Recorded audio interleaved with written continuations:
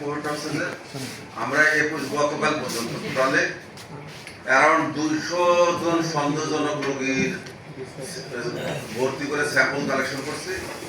বেশিরভাগ স্যাম্পলের রিপোর্ট চলে আসছে এবং আমাদের জন্য সৌভাগ্য যে আমরা একটা পজিটিভ রোগীও পাইনি। আমাদের সাতটা জেলাতে একটা পজিটিভ রোগী পাইনি। আমাদের লাস্ট একটা পজিটিভ রোগী ছিল, সেটা হচ্ছে 27শে জানুয়ারি 2026 একটা পজিটিভ রোগী পাইছিলাম এবং সেটা আমরা আর কোনো পজিটিভ রোগী পাই নাই। আমাদের জেলায় হামের প্রকোপ নাই।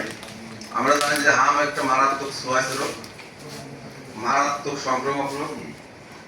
তো আমাদের পাশের জেলা যশোরেও কিন্তু হামের ওই যে প্রথম যে 32টা উপজেলায় মানে ইমার্জেন্সি ভিত্তিতে ভ্যাকসিনেশন করা হলো, তার মধ্যে যশোরের একটা সদর উপজেলা ছিল। তার মানে যেহেতু এটা মারাত্মক সোয়াইস রোগ, যে কোনো মুহূর্তে আমাদের এখানে ছড়াবে না এটা আমরা এখনো বলতে পারি না। অর্থাৎ আমাদের এখানে শুরু হওয়ার আগেই আমরা জাতীয় প্রোগ্রাম অনুযায়ী আমরা 20 তারিখ থেকে ভ্যাকসিনেশন কার্যক্রম শুরু করব।